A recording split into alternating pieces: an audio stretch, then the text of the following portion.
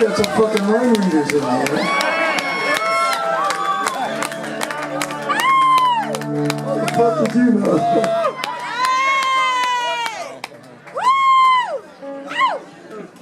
Yeah, this one, this has got a good story too. In 1972, I got the band signed to the English United Artists label. Moved the band to England.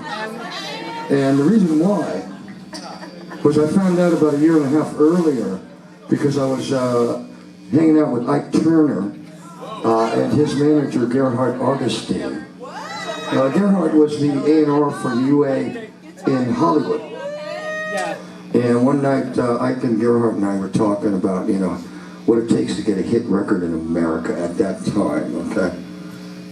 We're talking like 1971, probably summertime. And I asked Gerhard, I said, well, you know, how's it happen here? And he goes, well, in America, you got to be selling 35,000 singles a day for about 15 weeks, you know, before you get into the top 40, you know.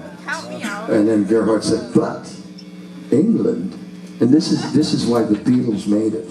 All you got to do to get in the top 20 on the BBC in England in 62 and also in 72, 10 years later, was to sell, you know, 20,000 records. Boom, you know, and you're in the charts, man.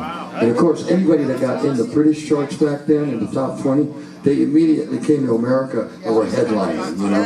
It was like this incredible boost, right? So we tore up our roots. Roy left the band. I brought Chris Wilson in. I got James Farrell. And we started writing a whole bunch of stuff, which you can find on Miriam's Norton Records. Bucket full of brains, okay? That was our demo tape for Andrew Lauder at United Artists. We recorded all of that stuff on a 2-track Sony with Marshalls and Echoplexes in my living room out at the beach in San Francisco. So it was really, really raw sounding, you know. And Chris and I were just, you know, buzzing at that point. By the time we got to England, you know, they signed us because of that material. But we didn't re-record that stuff. We had new songs, right? So we get to Rockfield in about the middle of April in 1972, and it was pouring fucking cats and dogs and Godzillas. I mean, it was just wetter than fuck, you know. And Kingsley Ward, the owner of Rockfield, an old Welshman, you know, we come down with Marshalls, you know, and all our gear. And he comes to the railroad station in Newport to pick us up with a little Hillman station wagon. We had to make 5 trips, right? Now, the other funny thing about this, and I'll have to add this to it so you can get the whole picture. You know, we were told by Andrew Lauder, you know, Andrew said to me, like, you know, where do you want to record? And I said, well, you know, I want to use Rockfield, you know. And that's another reason why I went to England, is because when I Hear You Knocking in 69, whatever it was, I couldn't believe the sound on that record. And all of a sudden I realized this is the new Sun Studios. And it's in South Wales, England, right? So that's where we got to go. So I said, yeah, we want to record at Rockfield. So Andrew set up a bunch of interviews, Melody Maker and the NME and Sounds and Joe Mama and everybody else, you know. And they go, well, you know, what are you doing here? And I said, well, you know, we're gonna go to Rockfield and Dave Edmunds is gonna produce us, because Andrew said, yeah, that wouldn't be a problem. Not knowing that Andrew forgot to call Dave, you know. Now, I find out 3 years later in 75 when we go back to Cut Shake that Edmunds got a phone call that afternoon in 72, and Kingsley says, well, where are you, man? You gotta come to the studio. And Dave said, well, you know, what's going on? And he said, well, read Melody Maker, right? So he reads in the Melody Maker that he's producing this American band.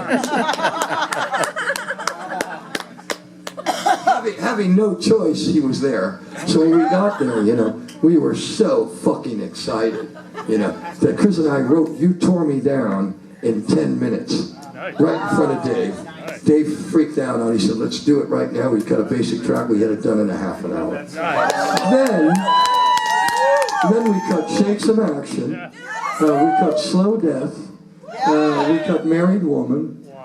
Get a Shot of Rhythm and Blues, Tallahassee Lassie, and Little Queenie, all in an 8-hour session. You know? And these are the songs that, you know, are our most famous material, you know, besides Teenage and Flamingo and all that other shit. So we come back in '75 to do Shake Some Action. And when I got the deal with Seymour, I had it in the contract that we had to record at Rockfield with Edmunds. He wanted Richard Perry to produce. And, you know, I love Richard Perry. I mean, Safe as Milk, Captain Beefheart. Fantastic.